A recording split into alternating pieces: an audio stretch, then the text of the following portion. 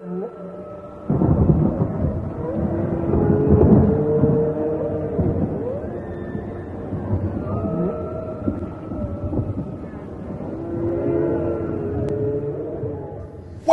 to Gwydion's Astral Podcast, Episode 6, in which I finally introduce myself, in the form of this poem.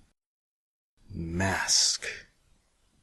Charles will be our protagonist, as he always has been. Gwydion is a fairy tale character, who is the source of all similar characters. But, like Charles, all authors are cursed with an inability to adequately express him without filtering him through their own humanity. But the masses' definition of art, the supernova explosion unfolding from New York horse blinders, would have us forget our history, which points to our reality, and have us paint and sing only the basest of aberration, so that the so-called civilized can feel commonality, low denominator, in getting drunk and hating daddy, breaking up and falling in love, and all of those things that give us something outside of 40-hour cubicles and drunken scripted political debates. Lucius Tibet trained actors deprogram to put up a circle square alone with other people. Schism put it on stage at the Colosseum. Now we call it plays.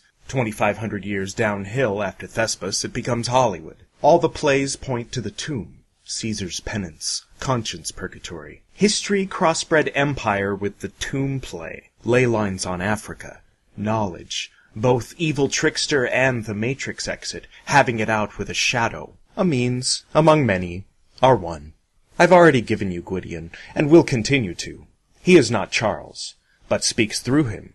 Charles is not Charles, but an earthly insulation mask for Gwydion, who is the Pharaoh son of Mary, and Arthur in possession of the cup. Charles is neither worthy nor arrogant, but cannot in good conscience silence him, nor deny him, nor give him anything but a clearer and louder voice, year after year, clearer and louder. For Charles turns bedrooms and garages into six-walled universe, highest common denominator, one, black, white, and three primary colors, builds the metaphor, whispers into the ears of a single one, a chain unbroken, no apostasy, a room, a metaphor, a tent, an open door, a reflection of place and process between emanator and emanation, the realm of the soul, tilling the soil in the Garden of Eden with a mop and Windex.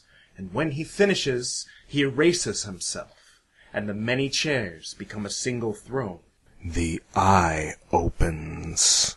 Charles is merely a messenger, for the era when John meets Desjardins, and the metaphor unfolds whether through wires and senses or communication and records, become a global indestructible pocket Alexandria, all centered in a parallel new universe older than matter. And the metaphor transubstantiates. Time stops, space inhales itself back into the mouth of the light. As such, he knows the rose will outlive and outshine our billions of stale and haphazard programs, defending to the death their separation from one another. He knows because it doesn't matter, because the same finger points to the same moon, the same rose reaches for the same sun.